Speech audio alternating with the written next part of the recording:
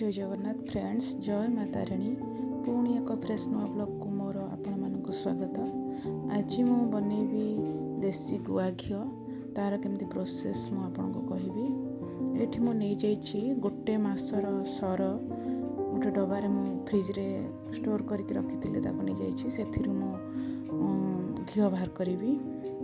मु भावे शीत दिने घीटा बाहर करवा बहुत सहज लगे मते, आ खरा दिने मते टिके कष्ट लगे। जेहेतु एटा शीत दिन चली गोटे मासर सर आपन स्टोर करके नेले भी स्मेल हेब ना, किंतु खरा दिने एते दिन स्टोर करी हेबनी। प्रत्येक 10 दिन रे सररू घीटा बाहर करिया पड़े, नहले बहुत स्मेल होता है। राति रे आपण माने राति रे क्षीर को भल भाव फुटेकी ठंडा कर रखी दिंतु। तापर दिन सकाळु सेथिरु सर बाहर करंतु, भलरे सर सब बाहरी जीव।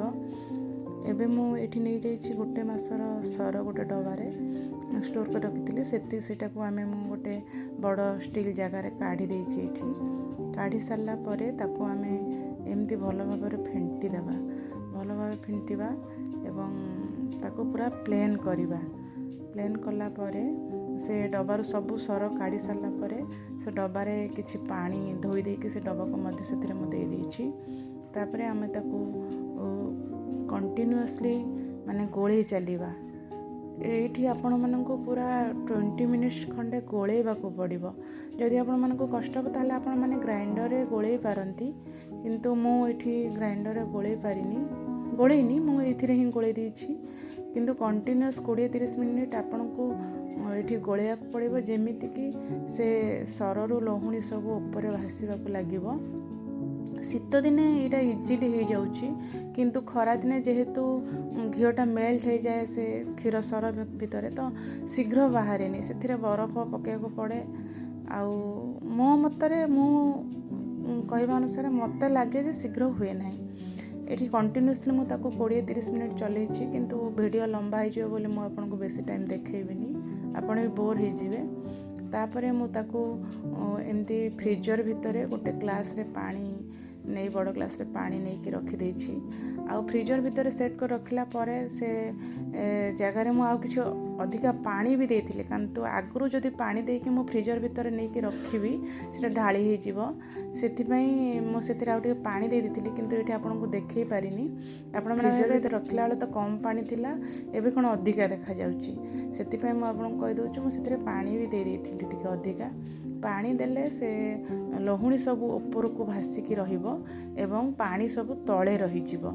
आपण माने फ्रिज रे रखिले 4-5 घंटा रखिबे, किंतु जेहेतु मो एरा को फ्रीजर भीतर रखिथिली, मोर एहा 2 घंटा रे सेट हो जाइतिला। मु ताको काढी की सेथिरु घी बाहर कर देबी। एबे एठी लहुणी सब सेट हो जाइछि, ऊपर घी अंश तार सेट हो रह जाइछि, तळे पानी रह जाइछि।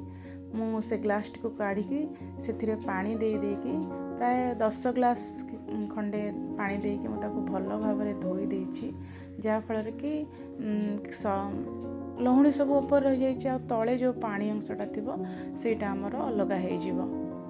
एमिति भाव रे बहुत थर टिके धोई देबे। ताको धोई देले से भितरे जति थिबो तार सब पानी अंशटा बाहरी जिवो, लहुणीटा अलगा हे कि रहिबो।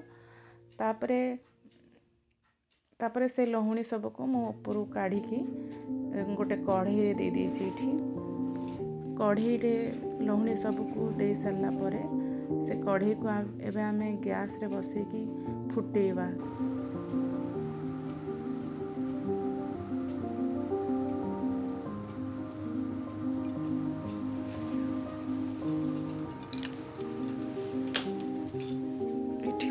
से पानी रू मध्य जेतिकी लहुणी ऊपर भासला ताको मध्य काढ़ी की से कढ़ई रे दे देछि।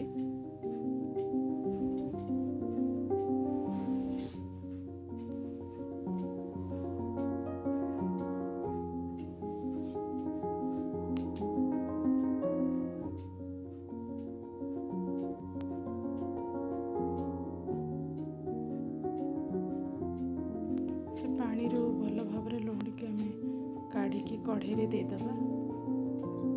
तापरे एठी गैस ऑन कर देछु आ कढ़ई को बसे देछि। एबे धीरे धीरे लहुणी सब मेल्ट हेबो। लहुणी रू पूरा ପାଣି ମରିବା ପର୍ଯ୍ୟନ୍ତ ଆମେ ତାକୁ ନିଆଁରେ ବସେଇବା। ଏବେ ଦେଖନ୍ତୁ ଏହା ମେଲ୍ଟ ହେଇକି ଫୁଟିବ, ପୁରା ବହୁତ ସମୟ ଯାଏ ଫୁଟିଲା ପରେ ସେସବୁରୁ ପାଣି ସବୁ ସରିଯିବ। ତାପରେ ତଳେ ଘିଅ ପଶିଯିବ। ଏଇଟା ଟିକେ ଟାଇମ୍ ନେବ, ତରତର ହେଲେ ହେବ ନାହିଁ।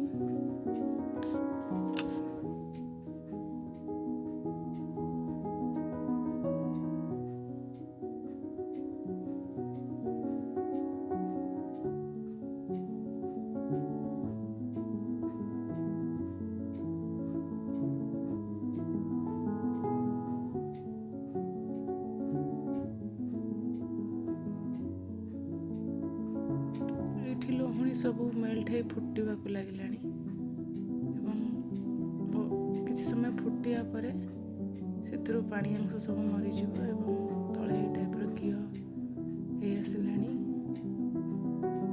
ଏହାପରେ ଆମେ ଗ୍ୟାସ୍କୁ ବନ୍ଦ କରିଦେବା। ଗ୍ୟାସ୍କୁ ବନ୍ଦ କରିସାରିବା ପରେ ମୁଁ ତାକୁ କିଛି ସମୟ ପାଇଁ ଛାଡ଼ି ଦେଇଥିଲି, ଯେହେତୁ ଶୀତ ଦିନ ସେ ବସି ଯାଇଥିଲା। ତାପରେ ମୁଁ ତାକୁ ପୁଣି ଟିକେ ଉଷୁମ କରିକି ତାକୁ ଡବାରେ ଏଠି ପୁରେଇ ଦେଇଛି। ଏବେ ଆମର ପ୍ରସ୍ତୁତ ହେଇଗଲା ଗୁଆ ଘିଅ।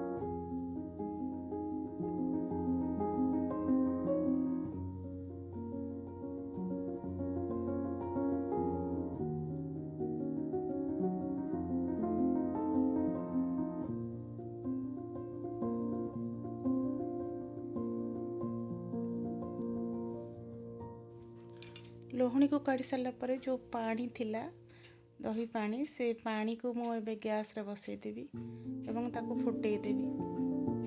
ଫୁଟେଇକି ଥଣ୍ଡା କରି ସାରିଲା ପରେ ଆମେ ତାକୁ ଛାଣିବା। ସେଥିରୁ ଛେନା ତିଆରି ହେବ, କିନ୍ତୁ କେବେ ବି ଏଥିରୁ ପନିର ହେବ ନାହିଁ।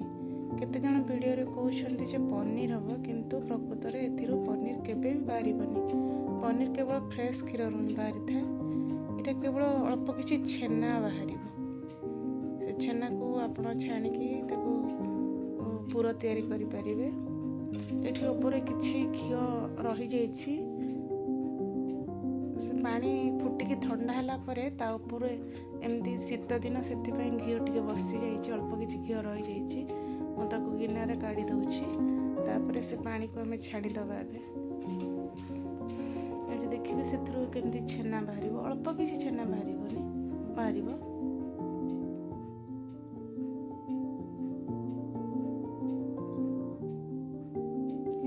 ଆପଣ ପୁରରେ ବି ୟୁଜ୍ କରିପାରିବେ। ତାଦେହରେ କଦଳୀ ଗୁଡ଼ ଫୁଡ଼ ଚକଡ଼ି ଖାଇପାରିବେ।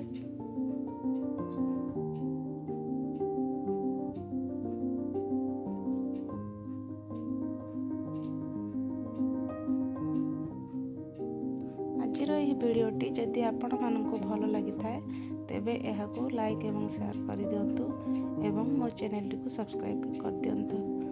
ରହିଲି। ଜୟ ମା ତାରିଣୀ।